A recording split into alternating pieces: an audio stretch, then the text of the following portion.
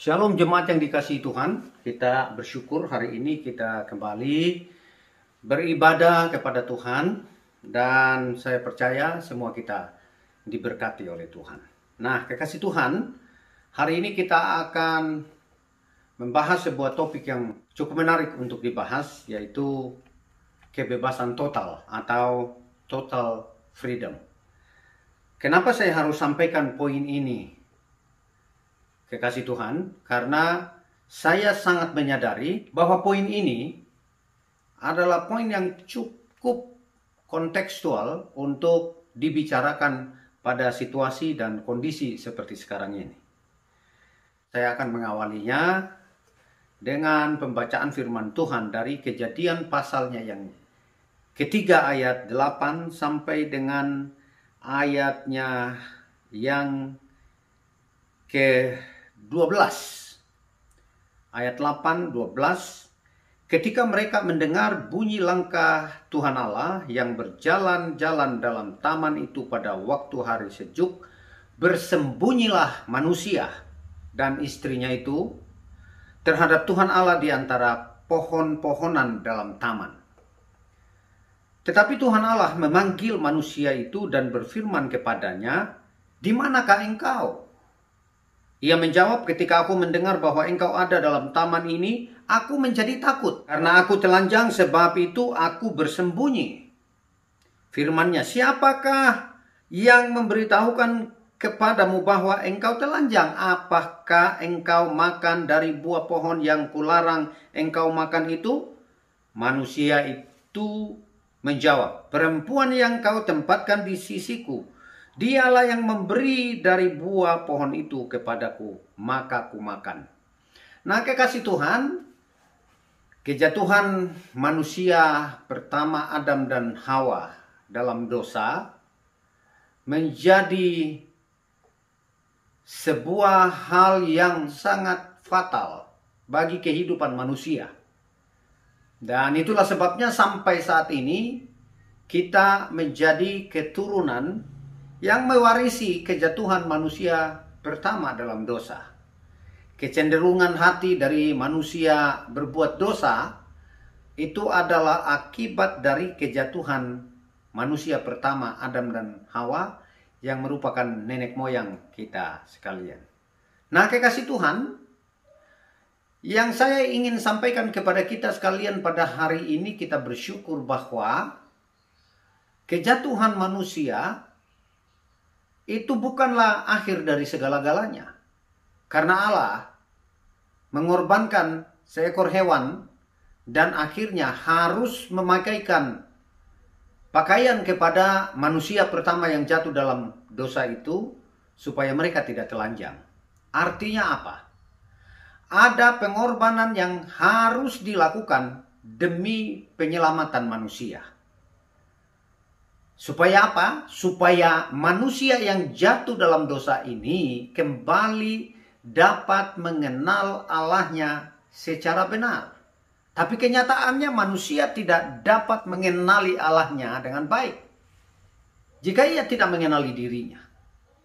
Karena itu Anda dan saya harus benar-benar mengenali siapa diri Anda dan saya.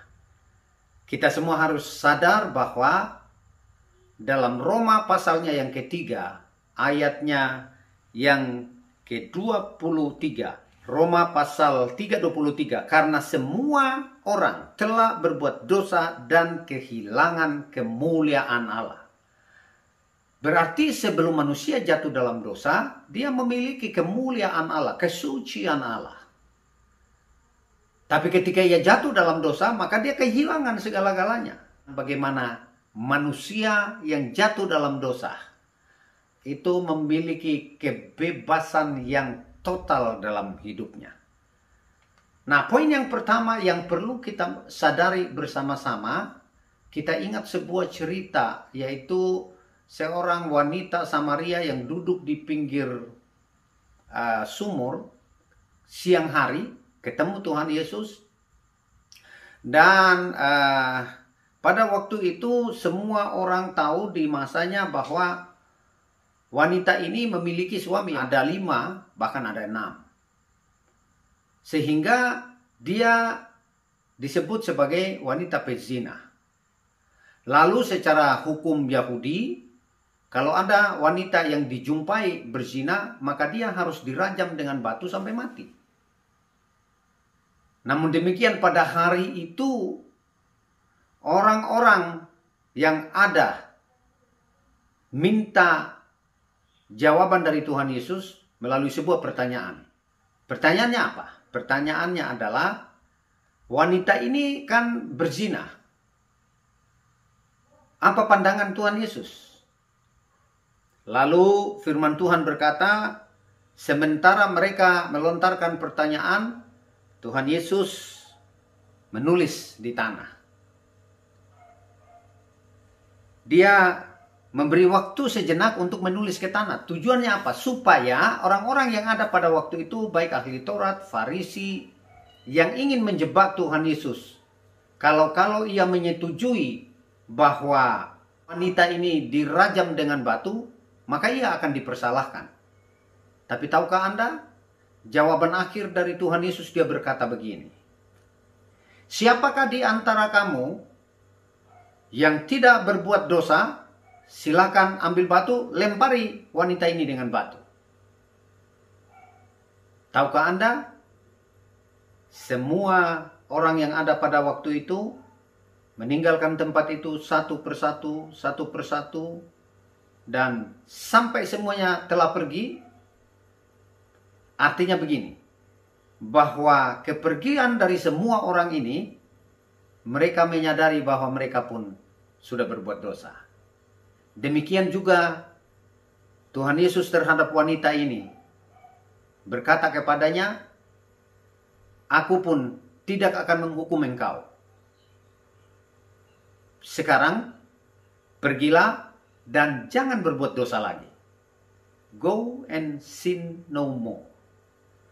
Artinya begini, kekasih Tuhan, setiap kita diberikan kesempatan untuk memahami diri kita sebagai orang-orang yang berdosa, maka bagaimana kita mengalami kebebasan total dalam hidup ini. Poin yang pertama yang saya ingin bagikan kepada kita sekalian, seperti dalam pendahuluan saya sudah sampaikan cukup panjang, yaitu setiap kita mau memiliki total freedoms, maka Anda dan saya harus bebas dari perbuatan dosa. Saya ulangin sekali lagi. Poin yang pertama, supaya Anda dan saya menjadi pribadi-pribadi yang mengalami kebebasan total dalam hidup ini, maka Anda dan saya harus bebas dari perbuatan dosa. Apa itu perbuatan dosa? Nah, dalam bahasa aslinya, perbuatan dosa, bahasa Yunani, dalam hubungannya dengan pelanggaran hukum Taurat, menggunakan kata parabasis. Apa itu parabasis? Parabasis itu adalah pelanggaran terhadap hukum Taurat. Nah, di dalam perjanjian baru berbicara tentang dosa, perbuatan dosa itu berbicara tentang menggunakan kata hamartia. Apa itu hamartia?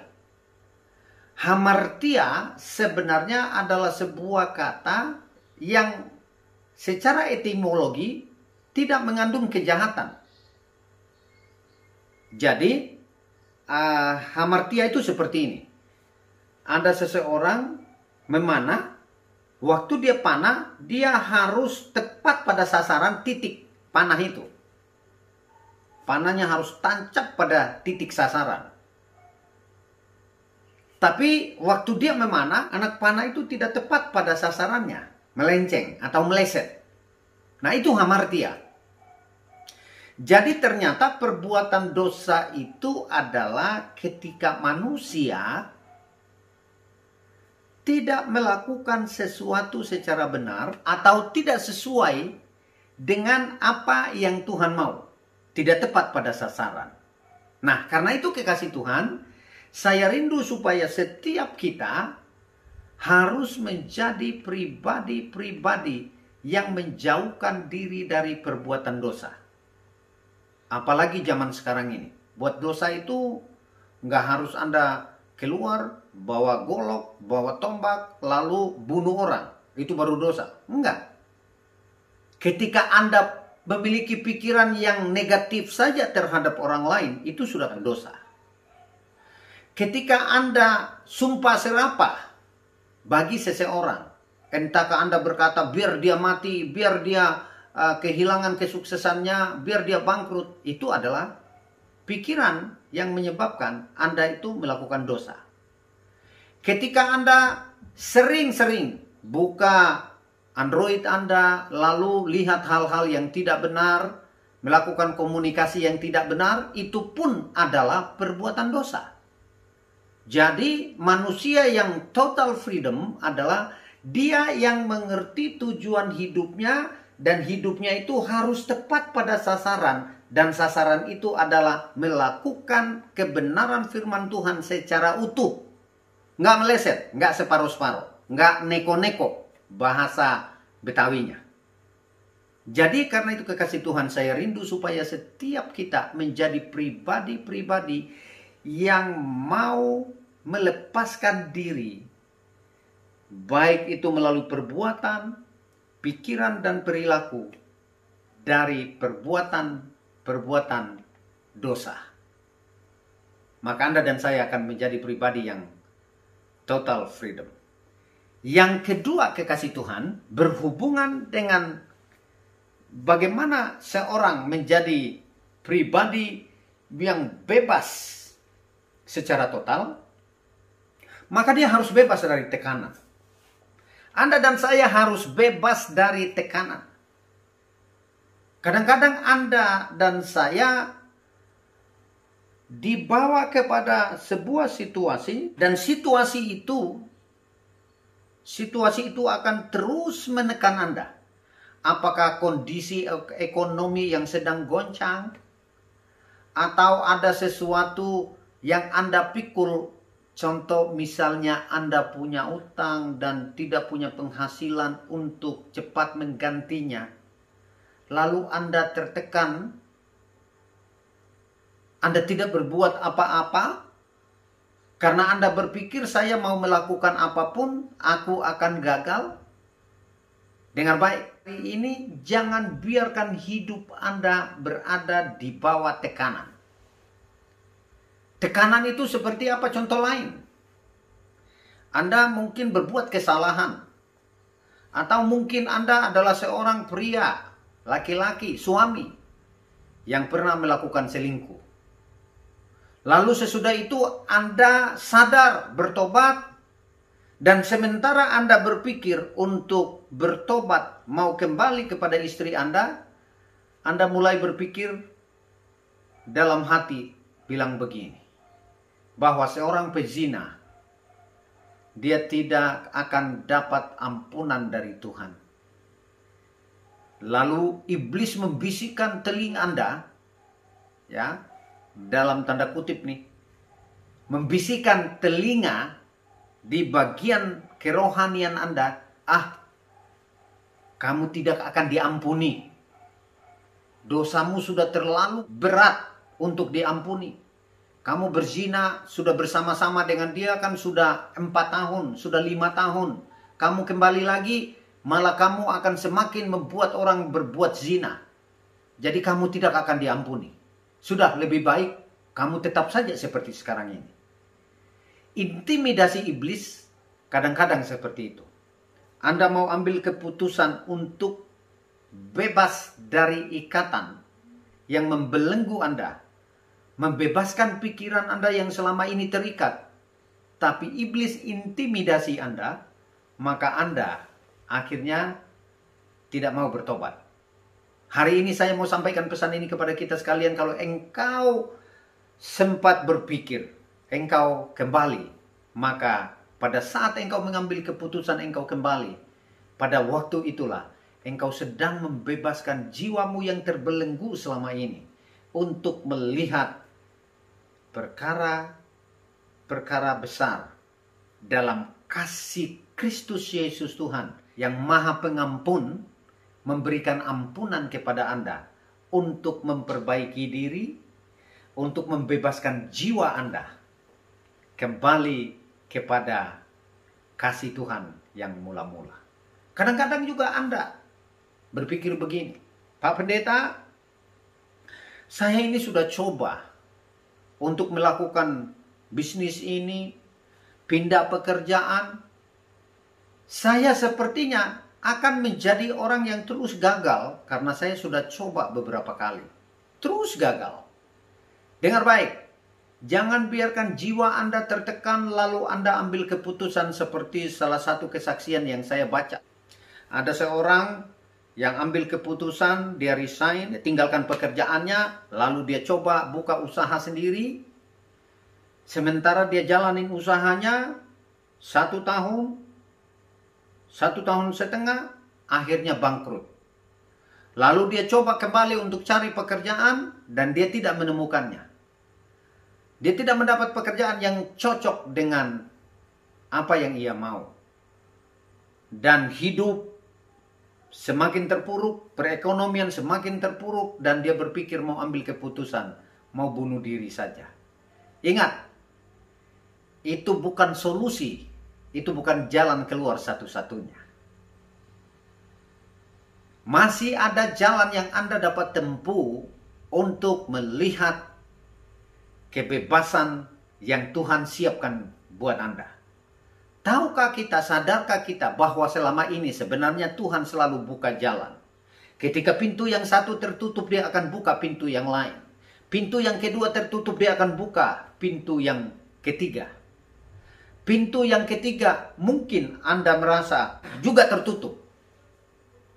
Ingat, masih ada pintu berikutnya yang Tuhan izinkan untuk membuat level iman percaya Anda, untuk membebaskan diri Anda. Anda dapat menemukannya jika Anda bertahan, jika Anda kuat dalam meresponi apa yang Tuhan mau. Jadi, kekasih Tuhan, hari ini saya ingin sampaikan kepada kita sekalian, bebaskan jiwamu. Jangan biarkan hidupmu terbelenggu dalam tekanan. Nah, kekasih Tuhan, Raja Daud juga mengalami. Mazmur pasalnya yang ke-63 ayat 1 dan ayatnya yang kedua. Firman Tuhan berkata, Mazmur Daud ketika ia ada di padang gurun Yehuda. Ya Allah, Engkaulah Allahku. Aku mencari Engkau, jiwaku haus kepadamu. Tubuhku rindu kepadamu, seperti tanah yang kering dan tandus tiada berair. Kekasih Tuhan, Raja Daud mengalami kesendirian, sepertinya tidak ada pengharapan. Jiwanya tertekan, kering, tandus. Nggak ada jalan keluar. Tapi tahukah Anda, ketika dia menyanyikan dalam ayat Mazmur yang lain, seperti rusa yang haus, rindu aliran sungaimu, begitulah jiwaku merindukan Engkau. Jalan keluar dari kehidupan manusia yang mengalami tekanan jiwa adalah, adakah engkau dan saya merindukan Tuhan dalam hidup ini?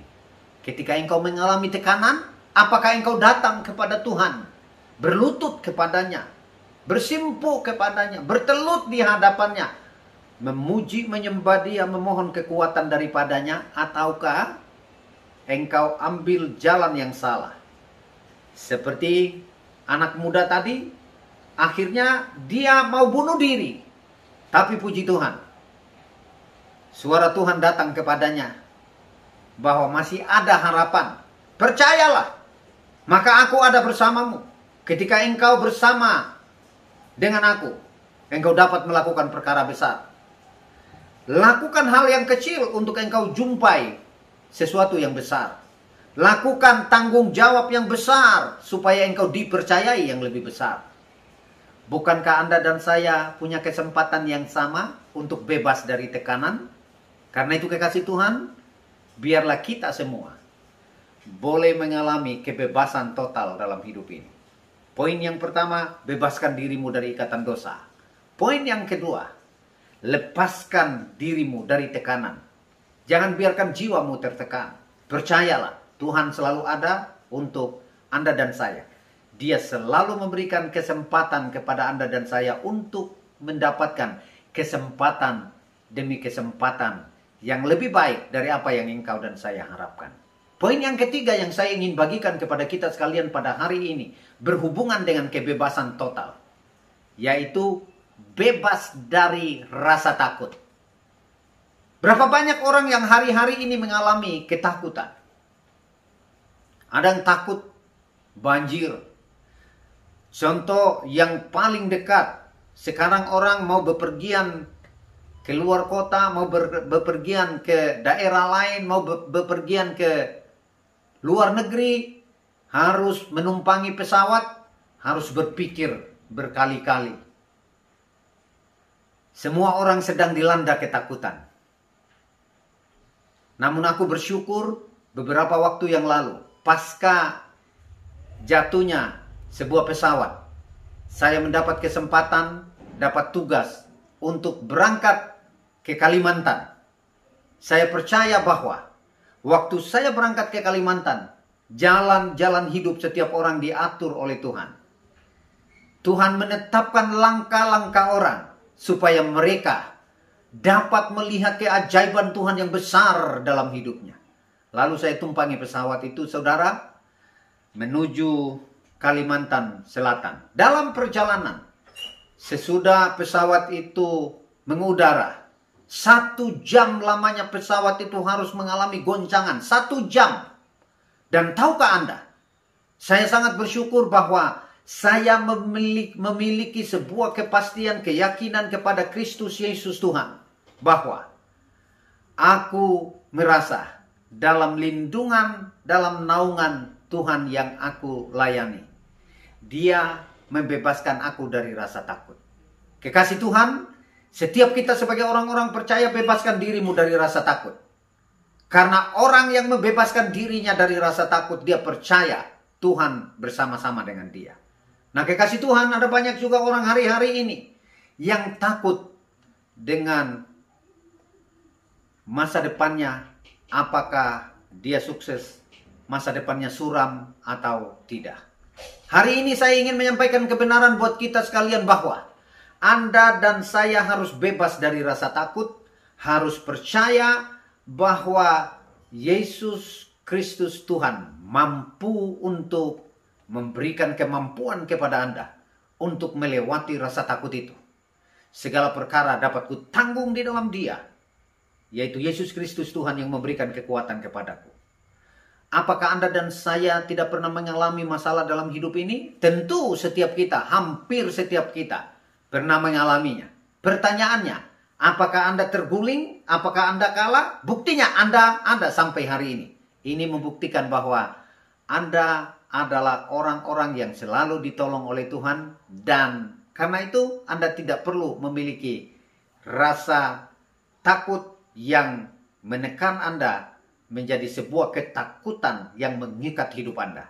Karena itu kekasih Tuhan, saya rindu supaya semua kita boleh tetap percaya kepada Dia. Apakah Anda juga hari-hari ini menyadari bahwa seluruh dunia hari-hari ini sedang berbicara tentang sebuah penyakit yang melanda dunia, corona. Poin yang terakhir yang saya ingin sampaikan kepada kita sekalian. Dari awal saya bersyukur bahwa jemaat yang ada dalam pelayanan ini, ada yang terbebas, yang tidak terpapar COVID-19. Tapi juga ada yang terpapar COVID-19. Sedia kala selalu disampaikan dari mimbar. Poin yang pertama yang Anda harus percayai adalah jangan takut karena Tuhan Yesus beserta dengan Anda. Kalau Anda terpapar COVID-19, percayalah bahwa Allah adalah penyembuh. Dia mampu untuk membebaskan Anda, Dia mampu untuk melepaskan Anda, Dia mampu untuk menyembuhkan Anda. Namun demikian, apakah Anda percaya atau tidak? Jawabannya ada di tangan Anda. Tapi saya mau sampaikan pesan ini kepada kita sekalian. Ada beberapa kali saya sudah sampaikan dari mimbar. Mereka yang memiliki latar belakang penyakit paru-paru. Mereka mengalami kesembuhan. Bukankah Tuhan itu hebat? Jadi ada bagian yang Tuhan akan kerjakan ketika Anda percaya kepadanya. Jangan takut, percayalah. Karena Anda pasti sembuh. Jemaat Narwastu ada beberapa yang sudah terpapar COVID-19. Anda ke dokter? No, Anda di rumah. Tapi Anda akhirnya sembuh. Dan tidak ada satu yang mati karena corona. Kenapa? Karena Anda beriman kepada Kristus Yesus Tuhan. Kalau saya sampaikan firman Tuhan ini lalu Anda bilang begini. Karena itu kebetulan, karena minum obat. Pertanyaannya adalah, Anda masih percaya bahwa Tuhan Yesus Kristus adalah pelaku mujizat atau tidak? Sampai hari ini, saya Pendeta Harisung masih percaya Yesus Kristus Tuhan adalah pelaku mujizat. Saya khotbah pertama sekali ketika sedang COVID melanda dunia. Saya diundang di sebuah gereja dan saya khotbah tentang ini, bahwa kita tidak perlu takut. Tahukah Anda? Gereja itu menolak pesan yang saya sampaikan. Kenapa? Tidak lagi percaya mujizat Tuhan. Tapi hari ini saya sampaikan kepada Anda, Tuhan yang Anda dan saya sembah, Dia masih tabib di atas segala tabib, dokter di atas segala dokter. Dia adalah Tuhan yang menciptakan langit dan bumi, yang mampu untuk menolong Anda. Itu adalah bagian yang Tuhan lakukan. Tapi bagian kita, yang kita harus lakukan adalah ikutin peraturan yang sudah diturunkan oleh Badan Kesehatan Dunia, WHO. Protokol kesehatan. Poin yang kedua ini kita harus ikuti sebagai orang-orang yang taat kepada pemerintah sebagai wakil Tuhan di atas dunia ini. Kita harus belajar untuk selalu jaga jarak, pakai masker, cuci tangan Anda, dan pakai disinfektan. Ini adalah bagian yang kita harus kerjakan. Karena itu adalah tugas yang Tuhan berikan kepada kita untuk kita kerjakan. Bagiannya Tuhan adalah bagiannya Tuhan yang kita manusia tidak mampu kerjakan. Karena itu kekasih Tuhan, sebagai orang-orang yang percaya, ingin memiliki kebebasan total dalam hidup ini. Poin yang pertama, bebas dari perbuatan dosa. Poin yang kedua, bebas dari tekanan. Jangan biarkan jiwa Anda mengalami tekanan. Dan yang ketiga, bebas dari rasa takut. Semua ini Anda dan saya dapat mengalaminya karena Tuhan Yesus bersama-sama dengan kita. Kita tundukkan kepala, bersatu dalam doa. Kami bersyukur kepadamu ya Tuhan. Hari ini kami mendapat kesempatan untuk bersama-sama mendengarkan firman-Mu yang merupakan pelita bagi kaki kami, terang bagi jalan kami. Bapa, 3 poin hamba-Mu sudah sampaikan kepada umat-Mu pada hari ini. Bagaimana setiap umat-Mu mengalami kebebasan secara total. Bebas dari ikatan dosa. Bebas dari tekanan jiwa. Bebas dari rasa takut. Karena kami percaya bersama Tuhan lakukan perkara besar. Dan di dalam nama Tuhan Yesus kami bersyukur dan berdoa. Haleluya, haleluya. Amin, amin. Saya kembalikan kepada pemimpin pujian sebelum kita akhiri dalam doa. Tuhan Yesus memberkati.